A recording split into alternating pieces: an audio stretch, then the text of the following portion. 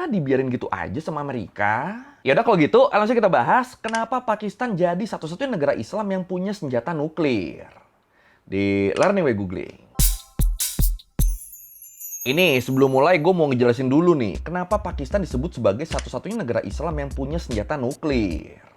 Kalau gitu, apa kabar Iran? Dan alasannya soalnya cuma Pakistan yang terkonfirmasi punya bom nuklir operasional, lengkap sama hulu ledaknya sama sistem rudalnya. Sementara kalau Iran, mereka tuh emang punya program nuklir, tapi belum terbukti punya senjata atau bom nuklir. Jadi kalau Iran, mereka tuh statusnya tuh masih nuclear threshold state, negara yang mungkin bisa bikin senjata nuklir, tapi belum ngelakuin itu, atau minimal belum terkonfirmasi. Nah selama ini kalau kita ngomongin perkembangan senjata nuklir di negara-negara Islam, pihak yang sering menentang tuh kan Amerika ya. Selalu kayak diincer gitu kan sama Amerika kan, kayak ayo siapa nih yang punya nuklir nih, gua tandain nih, kayak gitu kan. Nah tapi ternyata dulu tuh Amerika tuh nggak kayak gitu loh. Dulu malah Amerika yang mengencourage, yang ngedorong negara-negara buat punya nuklir.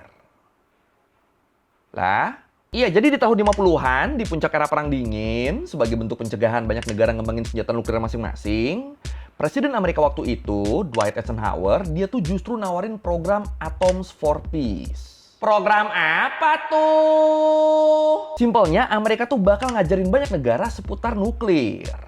Dengan tujuan nuklirnya nanti dipakai buat kemaslahatan peradaban, buat dimanfaatin jadi sumber energi. Dan sebagai gantinya, negara-negara ini harus janji mereka nggak akan bikin senjata pemusnah massal dengan ilmu yang dikasih sama Amerika. Dan di sini, Pakistan, yang waktu itu jadi sekutu dekat Amerika, mereka tuh jadi salah satu negara yang nerima manfaatnya. Udah tuh, puluhan ilmuwan Pakistan dikirim ke Amerika tuh buat belajar. Bahkan, kalau menurut Britannica, di tahun 1965, Pakistan tuh dikasih reaktor riset nuklir sebagai hadiah dari Amerika. Tapi ingat sekali lagi, bener-bener waktu itu pengembangan nuklir tuh fokusnya tuh cuma buat riset dan alternatif energi ya. Belum kepikiran mau bikin senjata nuklir. In 1956, under the U.S. Atoms for Peace program, the Pakistan Atomic Energy Commission was established. This was then U.S. President Eisenhower's idea, aimed at slowing down the nuclear arms race by offering countries assistance in developing civilian nuclear energy in exchange for not building bombs. Tapi sayangnya semuanya berubah di tahun 1971.